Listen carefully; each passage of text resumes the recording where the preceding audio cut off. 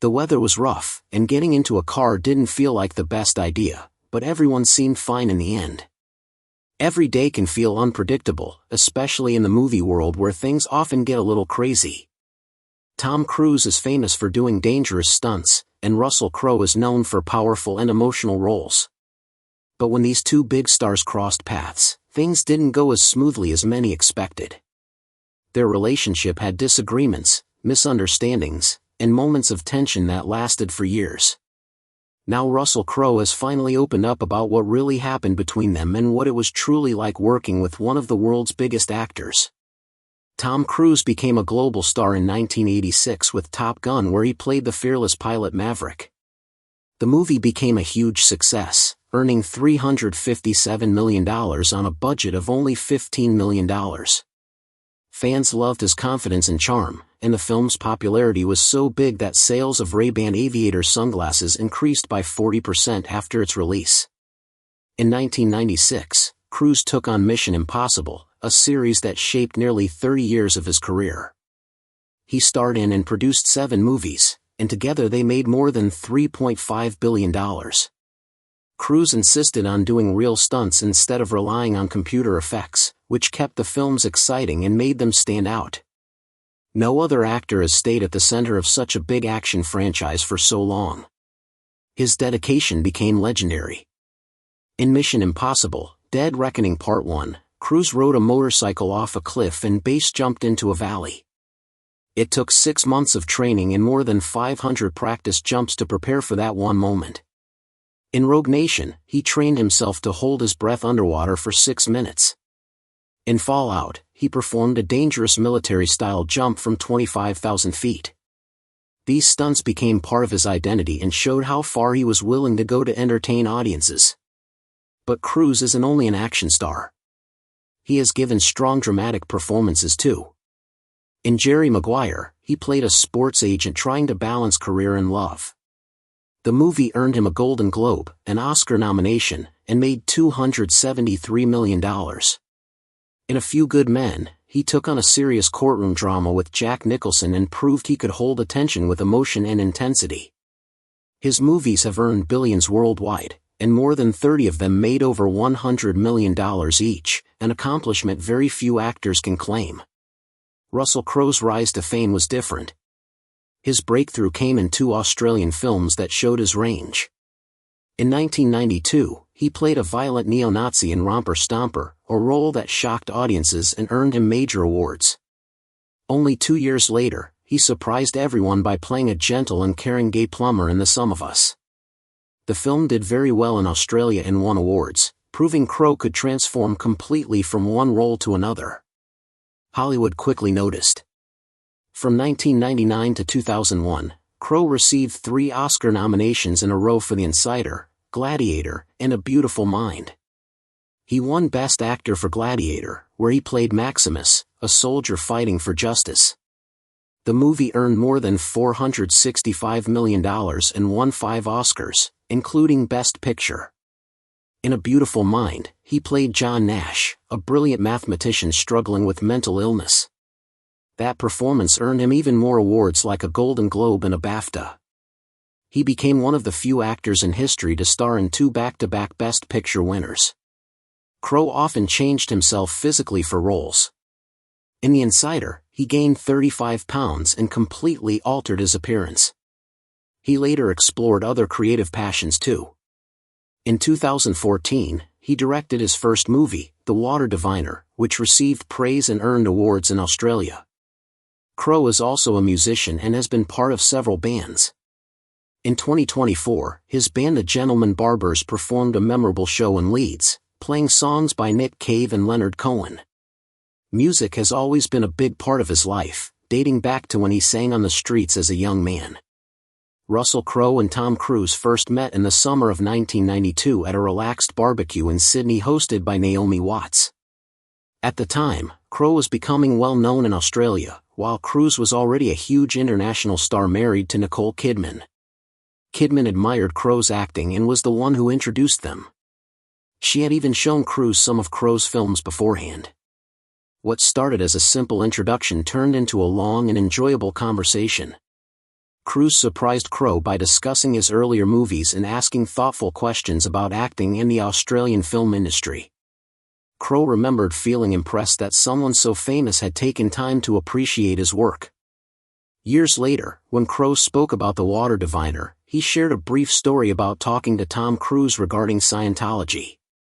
Crowe mentioned he had once bought a Scientology video out of curiosity and as a friendly gesture to Kidman. When he told Cruise about it, he wasn't sure how Cruise would react. But Cruise was calm, respectful, and didn't try to pressure him in any way.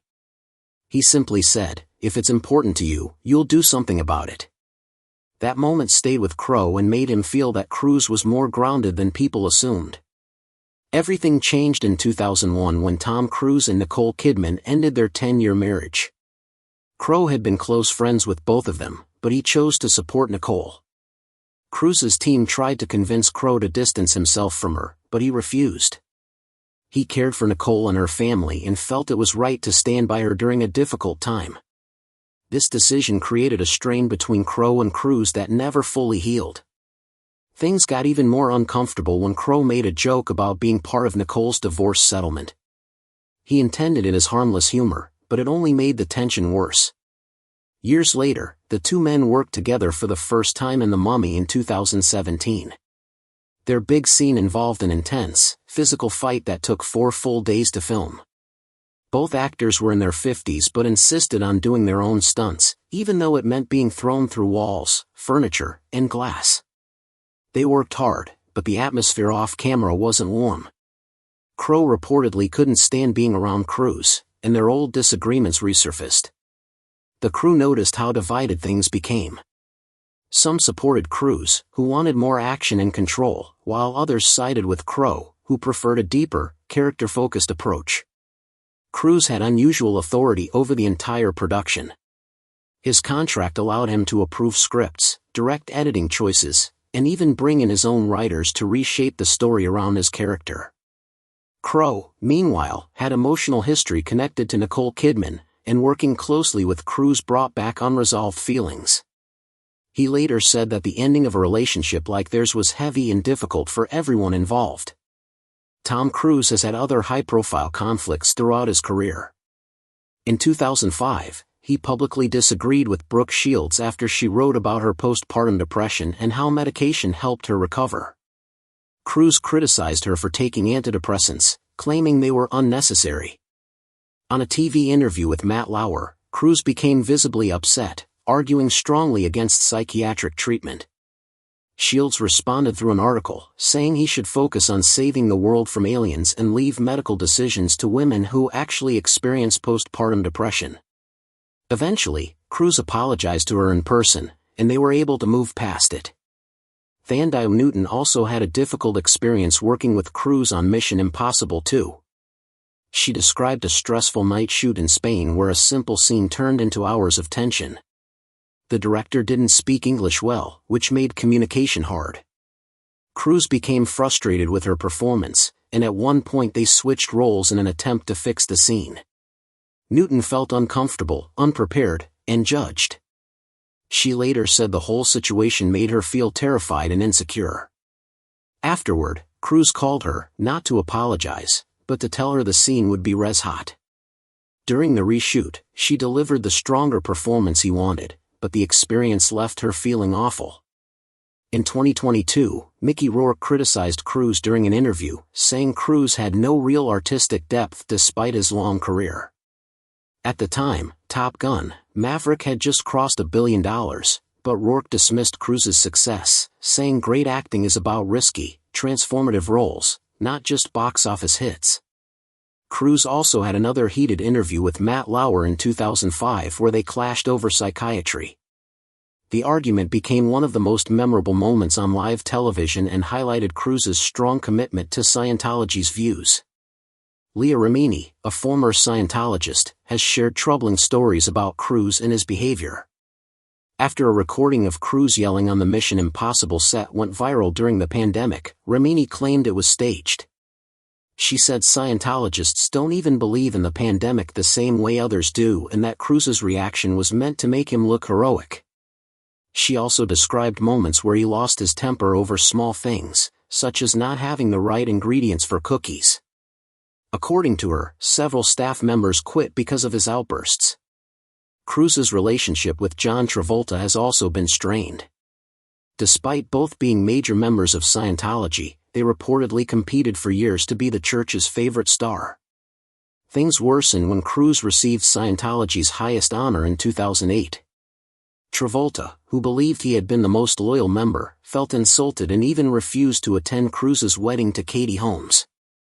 Insiders claimed Cruise received special treatment and direct access to the church's leader, David Miscavige, something Travolta did not get.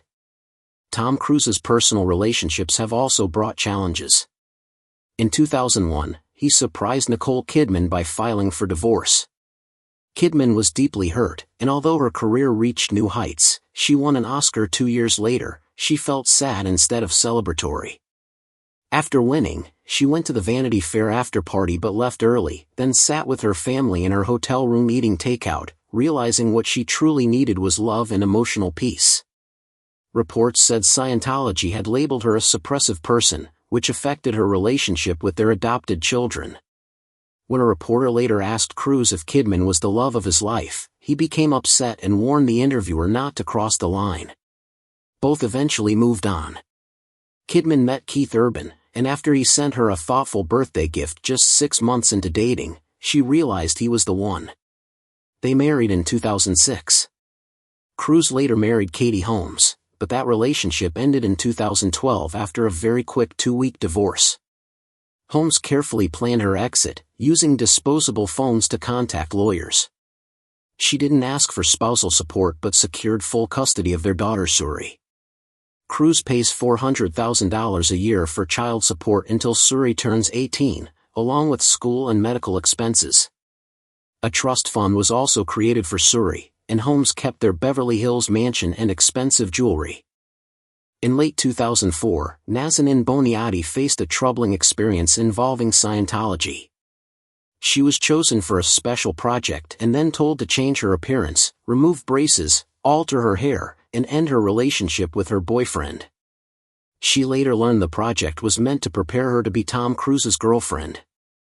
She was constantly monitored, never alone with Cruise, and had Scientology handlers around her at all times. She was asked to change her teeth, undergo intense daily cleansing sessions, and was punished for minor things, like saying a harmless phrase or making a small social mistake. When the relationship ended suddenly in 2005, she confided in a friend and was then punished harshly. She was forced to scrub floors with a toothbrush, clean tiles with acid, and dig ditches late at night. She was constantly yelled at and humiliated.